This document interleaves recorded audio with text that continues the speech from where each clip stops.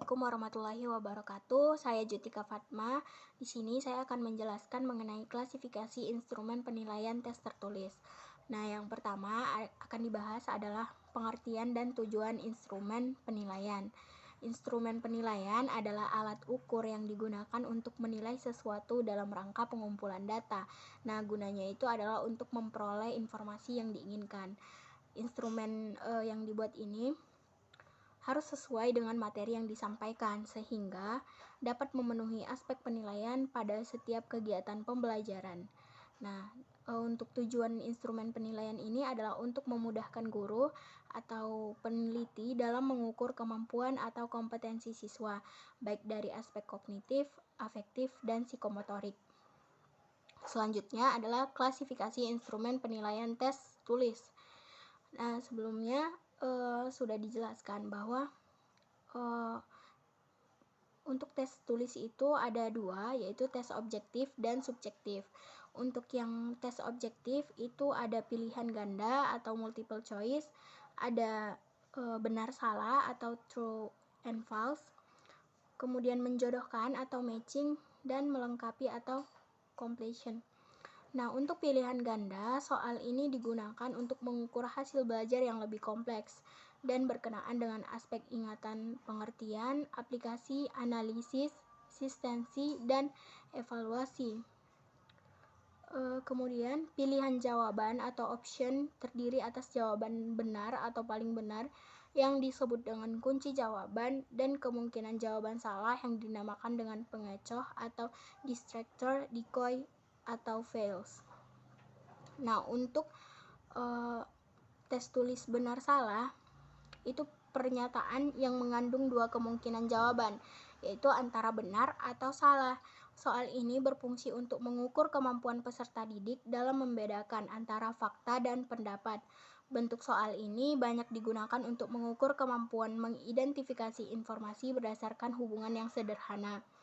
Selanjutnya adalah menjodohkan. Menjodohkan atau matching ini terdiri atas kumpulan soal dan kumpulan jawaban yang dikumpulkan pada dua kolom berbeda. Nah, bentuk soal ini sangat baik untuk mengukur kemampuan peserta didik dan mengidentifikasi hubungan antara dua hal. Yang selanjutnya adalah melengkapi atau completion. Nah, soal bentuk melengkapi ini dikemukakan dalam kalimat yang tidak lengkap. Jadi, yang akan dilengkapi itulah yang menjadi jawabannya, begitu. Itu untuk tes objektif. Kalau untuk tes subjektif terdiri atas uraian. Nah, uraian ini ada uraian bebas dan ada uraian terbatas. Untuk uraian bebas atau extended response items itu jawaban peserta didik itu tidak dibatasi, bergantung pada pandangan peserta didik itu sendiri. Hal ini disebabkan oleh isi pertanyaan uraian bebas sifatnya umum. Sedangkan untuk uraian terbatas atau extended response items itu dalam uraian terbatas ini pertanyaan telah diarahkan kepada hal-hal tertentu atau pembahasan tertentu seperti itu. Selanjutnya adalah perbedaan macam-macam instrumen penilaian tes tulis. Nah, tadi kan ada tes objektif dan ada tes subjektif. Nah, ini tuh kalau tes objektif dapat mencakup ruang lingkup yang materinya itu luas, sementara untuk tes subjektif itu cakupan materinya terbatas atau sempit. Kemudian untuk tes objektif pemeriksaannya lebih cepat, sedangkan tes subjektif itu pemeriksaannya lama. Kemudian tes objektif itu siswa-siswi itu dapat menebak jawaban karena tadi soal-soalnya itu udah diiniin sama jawabannya gitu. Kemudian untuk tes subjektif itu siswa-siswi tidak dapat menebak jawaban.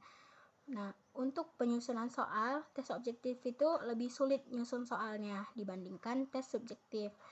Nah, tes objektif yang diukur itu cenderung aspek kognitif tingkat rendah, sementara tes subjektif itu yang diukur cenderung aspek kognitif tingkat tinggi.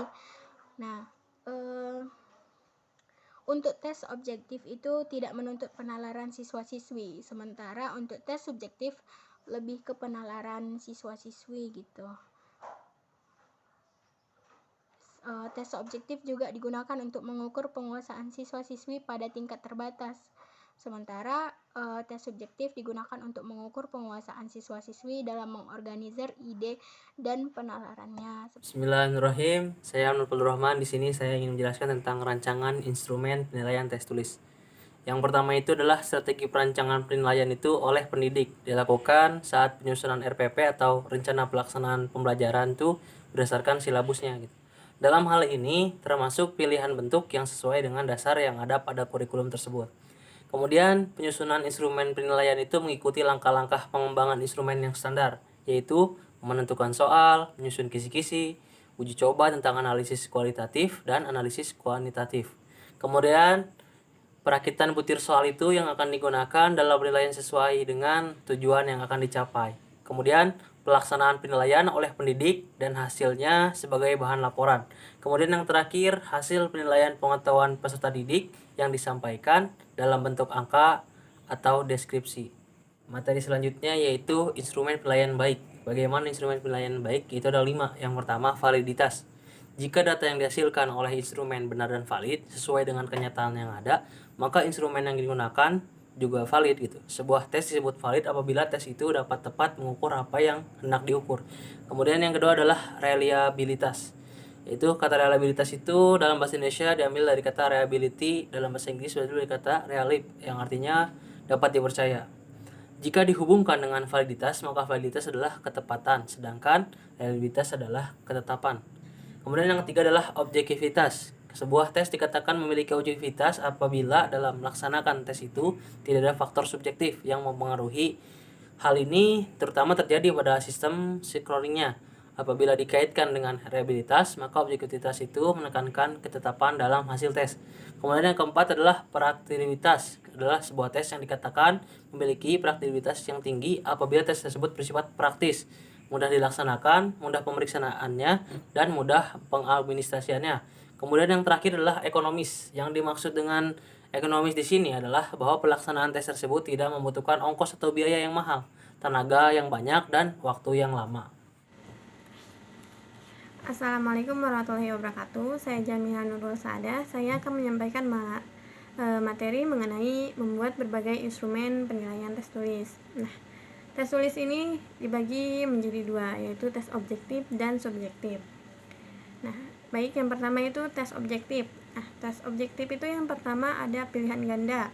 Nah, kalau misalnya pilihan ganda, hal-hal yang perlu diperhatikan dalam membuat soal pilihan ganda, yang pertama itu instruksi pengerjaannya harus jelas dan bila perlu baik disertai contoh mengerjakannya. Kemudian dalam pilihan ganda hanya ada satu jawaban yang benar, jadi tidak mengenal tingkatan-tingkatan benar, misalnya nomor 1 benar, benar nomor 2, dan sebagainya. Kemudian kalimat pokok hendaknya mencangkup dan sesuai dengan rangkaian manapun yang dapat dipilih. Kemudian kalimat pada butiran soal hendaknya sesingkat mungkin. Usahakan menghindarkan penggunaan bentuk negatif dalam kalimat pokoknya. Dilihat dari segi bahasanya, butiran-butiran soal jangan terlalu sukar. Kemudian susunlah agar jawaban manapun mempunyai kesesuaian tata bahasa dengan kalimat pokoknya.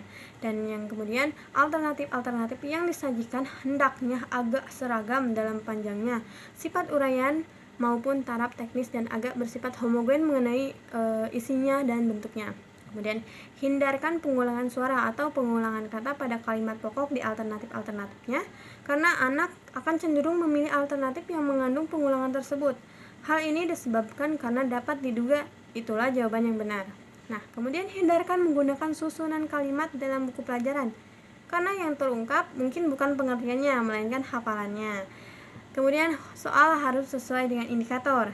Pilihan jawaban harus homogen dan logis dari segi materi, menggunakan bahasa baku serta komunikatif lugas, dan tidak menimbulkan penafsiran ganda. Nah, kemudian soal tentang benar salah atau true false.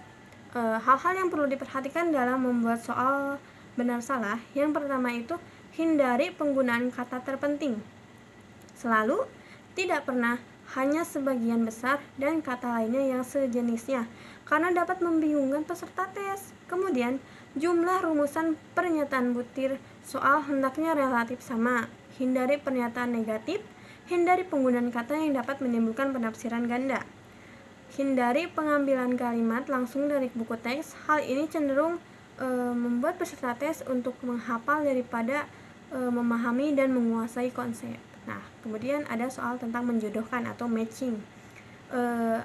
Soal matching yang perlu diperhatikan dalam membuat soal menjodohkan ini, yang pertama, tulislah seluruh pernyataan soal di sebelah kiri, tulislah seluruh pernyataan jawaban di sebelah kanan, dan beri petunjuk yang baik berdasarkan pencocokan. Kemudian buat semua jawaban masuk akal dan jawaban harus pendek. Nah, yang terakhir, melengkapi atau completion. Hal-hal yang perlu kita perhatikan dalam membuat soal melengkapi, yaitu dalam membuat pernyataan jangan terlalu banyak kata yang dihilangkan.